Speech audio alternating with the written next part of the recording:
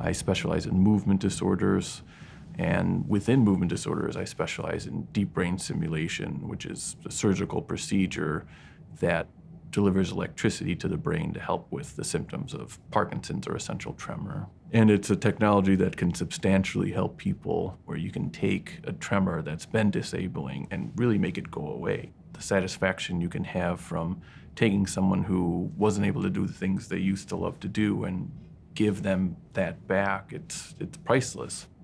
That's the reason we do what we do, to keep people moving, to keep them living their lives, keep them a part of their family and doing the things they love. I work with medications, with surgical approaches such as deep brain stimulation, but we also have physical therapy, occupational therapy, and we make use of all of these things in caring for the patients. I hope when people have an appointment with me, they come out of it thinking, one, there's more hope than maybe they thought before. Two, there's a lot more options that they probably never thought about that can help them. And three, that they have someone that's going to be an ally and a resource for them, and that gives them more confidence to go through what they're going through.